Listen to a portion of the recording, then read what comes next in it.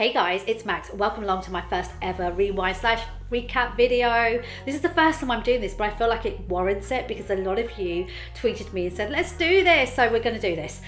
Outlander season 6, Outlander is officially over, kicked off this weekend. And now I know because it's an international show, not every single person has watched it. So what I've decided to do is this.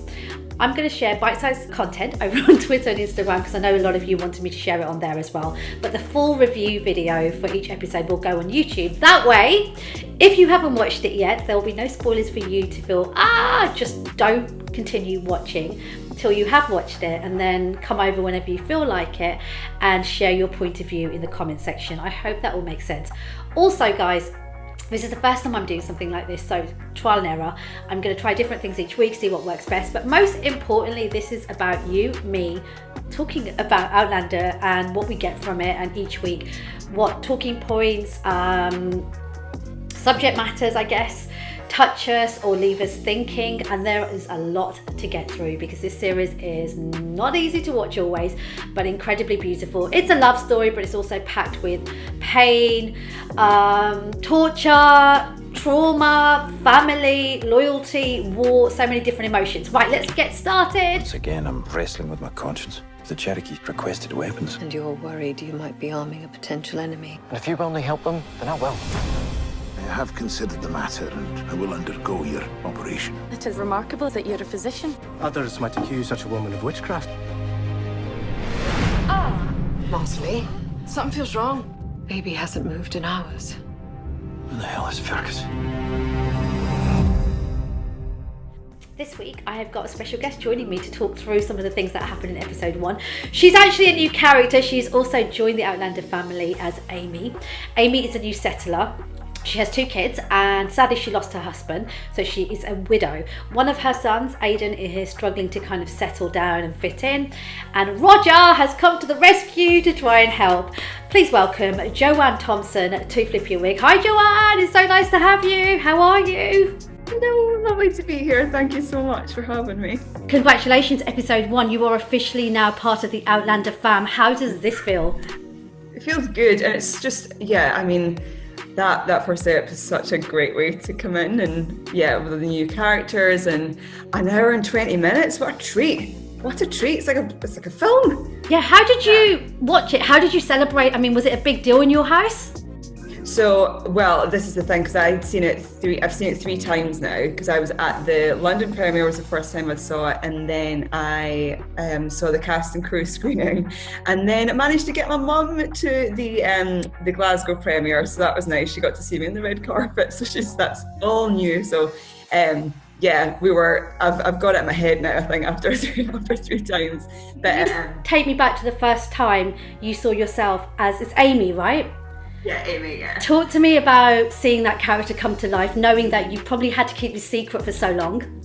I couldn't talk about it or anything, so it was really weird because I've been, I think I'd said this to you before, it was my 4th time auditioning, so and I'm a massive fan of the show, just naturally just wanted to scream about it, so it was lovely. It's lovely to finally be able to talk about it, and I think it's that first episode's so interesting, isn't it? Because the writers really have it cut out for them, because you've got to introduce so many of these new characters, and they're really everyone's got kind of equal playing time, and it really lulls you into a false sense of security in that first one, because it's like, ooh, the goats are grazing and the violins are playing and the water fountain's working, and then it's like, it seems like everything's going to be plain sailing, and then the Christies arrive and everything. Before we talk about some of the big talking points around episode 1, season 6, I want to know for you, when you stepped on set, this was a long time coming, and you were so full of energy when I met you at the premiere. You were like,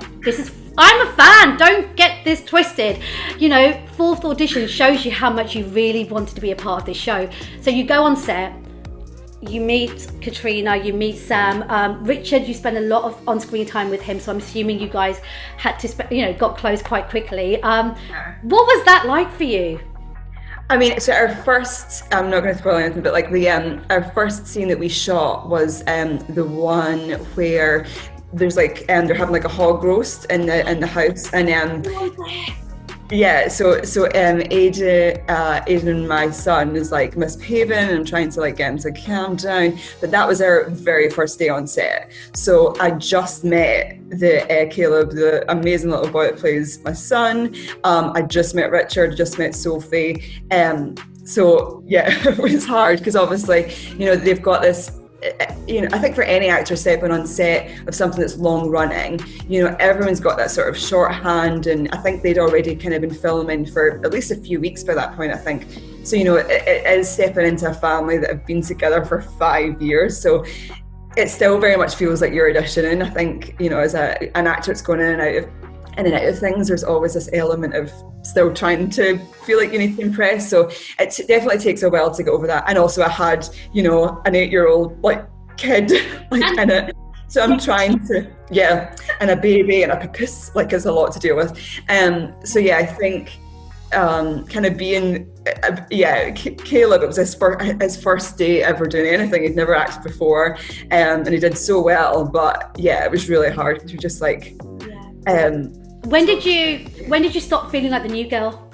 Because I've met Caitriona a few times, and I have to say, I feel like she's my bestie already. She's got this really warm, welcoming energy. I chatted to Sam, Sophie, and the rest of the cast, and they all seem absolutely lovely. Also Lauren too. So at what point did you stop feeling like the new girl? I think probably my first scene with Richard, I'd say, where it was just like me and him, because we had one scene that was just me and him. And I think when it's a lot easier when you're one of a few people on set, because you get a little bit more time to kind of chat and a bit more time to kind of just feel like you belong there, as opposed to being like the newbie on the outskirts. Okay, so we're going to talk about different themes from episode 1, and I think the first theme I want to talk about is Claire. Claire is dealing with the aftermath of what happened in season 5. She was gang raped and she's left devastated, traumatized, and clearly not in the best place. However, she isn't choosing to necessarily talk to Jamie, Brianna, or anyone about her feelings. Instead, she's trying to deal with it herself. So we see her use anesthetic, which she calls ether, as a way of numbing her pain. So rather than have sleepless nights or bad dreams, she's giving herself ether to knock herself out, to almost not have to deal with the pain. And that's her coping mechanism right now, which is really hard to watch, but equally very understandable. I know this subject matter is really triggering, and a lot of people have experienced stuff like this, and it's going to touch a lot of people and probably make a lot of people feel uncomfortable and want to talk about stuff. Lots of you tweeted. Lee Miller says, I have some issues with the coping mechanism, but I understand why the show chose to handle it that way. And I think Caitriona will act the hell out of it. The Christie drama is going to be so good also. Fergus and Marcely are finally going to get their spotlight, and I'm so ready for that.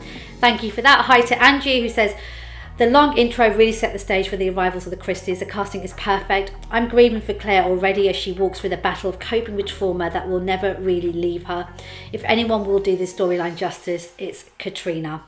Okay, so it was a tough storyline. Caitriona Balfe is an incredible actress and she's handling it really well. Joanne, what did you think watching how Claire was coping with her trauma and what she'd gone through in season 5?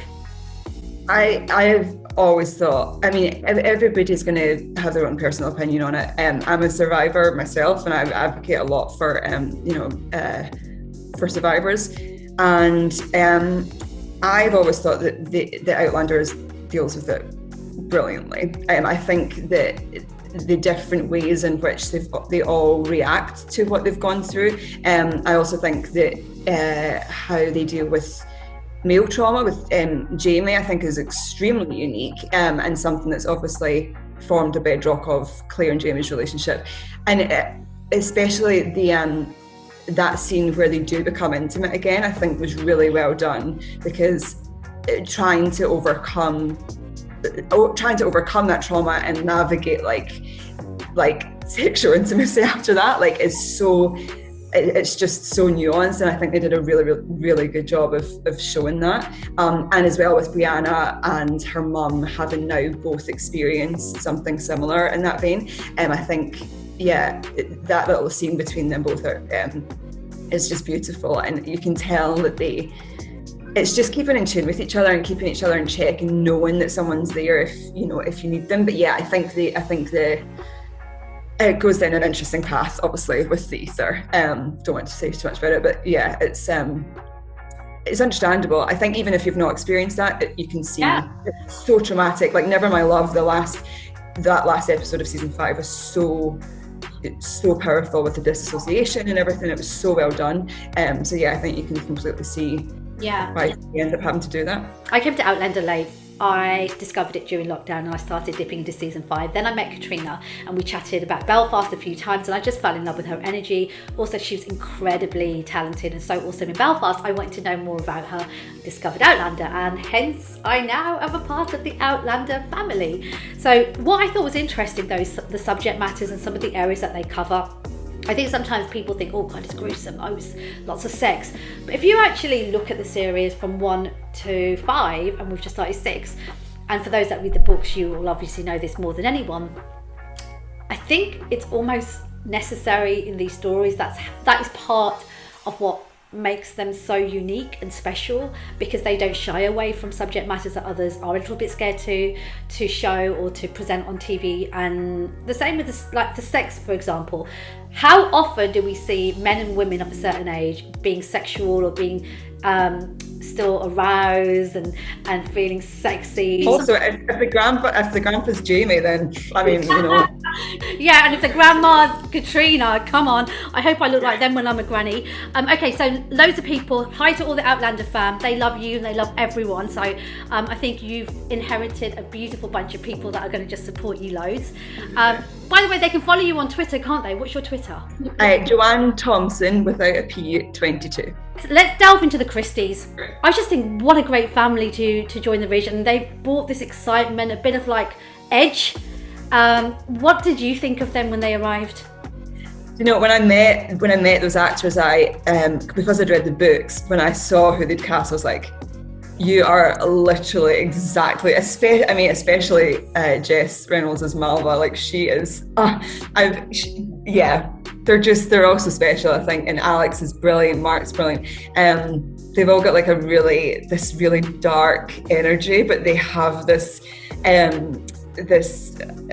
veneer of pure. It's like, don't trust anything. Yeah, I think Malva as well. With Malva, for example, she's got that kind of yin and yang where you don't quite know, is she a good girl or a bad girl? But then equally, you feel compassion for her because she's around these kind of, her dad's quite controlling, quite old school in what a woman should do. And now she's found Claire.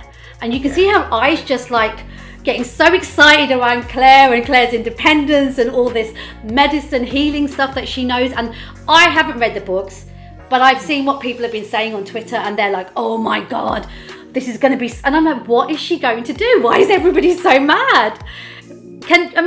Is this character going to be a character that's going to polarize, do you think? Well, I don't know if it's going to polarize, but I think it does get very, very dark. I don't know. I honestly don't know how the writers have managed it, because it's obviously, you're talking about the books and it's just like the whole thing is able to breathe for so much longer, and then in TV it's got to move so much faster, but still somehow they managed to make it breathe and everything. I don't know how they do it. Jessica seems like such a sweetie in person, like so adorable. She says, I'm only 5'2". I'm just like amongst these people that look like supermodels, she was saying to me. But some of the fans, because they quite literally take Outlander like life, it's so important. I think some people were like, oh my God, they weren't being necessarily nice about Malva because they'd read the books. But I think it's really important for us to remind everyone, you guys are actors behind these characters, and when you do a character justice and people do feel that strongly, that means you've done your job. But let's be kind on social media when interacting with the actors behind these roles. We have to always remember, you guys are not these people, even if you live and breathe them.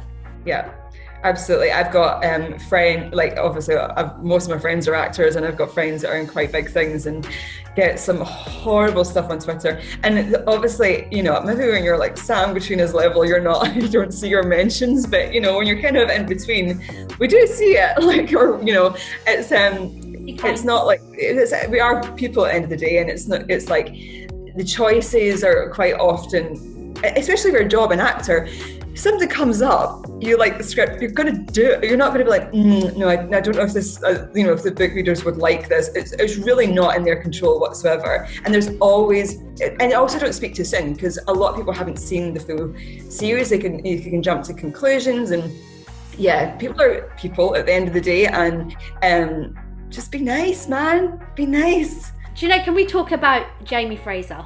I think episode 1, yet again, he is trying to keep everything together. War is looming, and he kind of has an idea of what's going to happen. He's trying to do the right thing and kind of keep it all together. As a character, I think, as an actor, even Sam Heughan, I think he's done such an awesome job over these seasons and grown as well so much. And when I see a lot of the fans on my timeline say, he's underrated, that's a lot of people that say that. I'm hoping this season, the rest of the world gets to see Sam, because I think Caitriona's having that moment, which is awesome. But even Sophie, Richard, I feel like Sam's due some more like eyes on him, because for some reason this community can be very closed. It's like the Outlander world, and the rest of the industry, film and TV, don't seem to always know what's going on. Yeah, no, I agree. I mean, I think he is long. Yeah, I mean, even season 1, like I was absolutely blown away by him, and it is such a lovely story, Sam's, because like I trained at the Royal Conservatoire of Scotland, the same place as he trained, and we had like a lot in common on set actually, where we'd sort of worked in the same theatres and stuff, and it's lovely to watch someone again later in life kind of do that. And I do think, yeah, I mean, anyone that it does feel like the world is split into people that watch Outlander and people that don't watch Outlander. I think they put a meme out and it was really funny. I was like, yeah, that's so true. And yeah, I think he's long due something. And yeah, I'm so glad that Caitriona's getting it for Belfast. So this Scottish and Irish actors, a lot of you mingling together on this show. I think the energy and it just like, yeah, you guys just, so nice and so lovely. Just meeting everyone at the premiere. That energy of warmth and welcome energy is so nice to be around. And there's different generations as well, which I noticed a lot at the premiere, because we're constantly talking about shows that don't always celebrate and elevate men and women when they get to a certain age. It's almost like, bye, we don't care about you, you're somebody's mum or aunt and we don't care. But Outlander is very much about generational Scots and telling this story, which is obviously based on history, with some bits that are probably embellished slightly. Let's read through some comments. Feel free to tell me what you think if you want to intervene. So I don't want anyone to think, Max, you forgot about our comments. Linda says, I watched it, it's dark and moody, episode 1. Most surprising storyline for me is Fergus and Marcelly. The writing is superb. This is going to be a dark ride on the ridge, but it's Outlander. It will never disappoint, so I can't wait for episode 2. Katie says, heartbreakers this season. Claire is dealing with her trauma and not so healthy coping mechanisms, but I totally understand. Caitriona is awesome to watch. Teresa, there will be no peace at Fraser Ridge. No peace. Oh, I love that. Okay, Curly says, Marcelly and Fergus, I just keep praying I wouldn't see him get violent with her. Oh, I think there was more. This is going to be even more heartbreaking than Claire for me to deal with. Oh, and Roger. I'm intrigued. I'm just picking up the signs, and episode 1, Roger's obviously being really helpful to Amy, your character, with her son, who's being a little, and which is totally understandable. He's lost his dad and he's fighting against fitting in. He wants to keep his dad's identity close, and Roger's almost stepping in, almost like a father figure, to try and help. And that's beautiful, but sometimes that can get misunderstood. I'm wondering, is this story, I know you're not going to give me any spoilers, is this story going to evolve? It evolves. It evolves. But I mean, Sophie, what was it Sophie said at the premiere? I think she said it's beautifully, is it beautifully naive, I think? Yeah, beautifully naive. It's so true. Well, do you know, it's certainly in episode 1, like what are you going to do? Just leave her just in case anyone thinks anything? No, like, she needs help. But it also shows Brianna's confidence as a woman, because you can trust your man. He's trying to help somebody who's lost her husband, is being independent and isn't asking for anything. Yeah. and he's doing the right thing. And if that had been a woman, I think nobody would think anything of it. But you know, twists and turns. Did you not steal? Did you take anything off set? I feel like I would have wanted to take different things as memories. Are you one of those people? Do you do that? You did. You did. I can see it in your face. What did you take, Joanne? No, this is so no, I can't. I want to know. What did you take? No, I can't. I sound like such a loser. You don't. Tell me, what did you take? I took some sticks from the forest. You are such a good little thief. Of all the things you could take, you know, a corset, jewellery. I would have taken the corset in a heartbeat. I think I took some sticks and I took some fishing net. Fisher folk. And I was like, do you know, I'm gonna do a nice little thing. I'm gonna make a nice little wood. I'm gonna make something out of the wood, and they're still sitting in my car.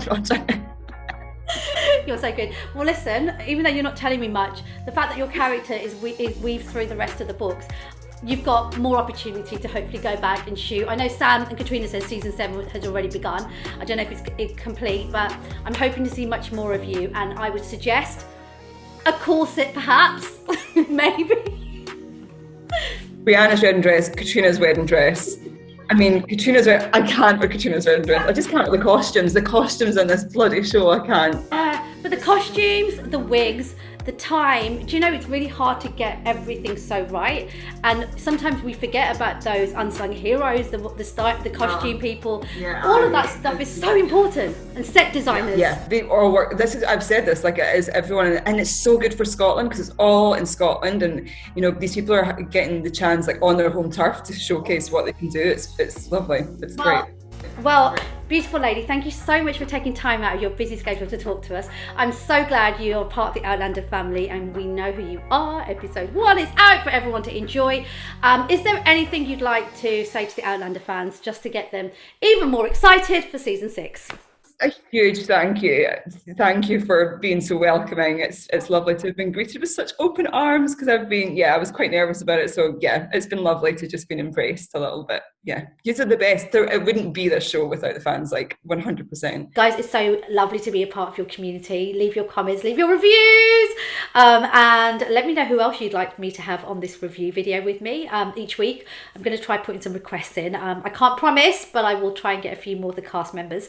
Thank you so much once again to Joanne Thomson. She's a doll and she's absolutely amazing. So look out for her in the rest of season 6. Okay, I'm out. Take care, guys. Bye.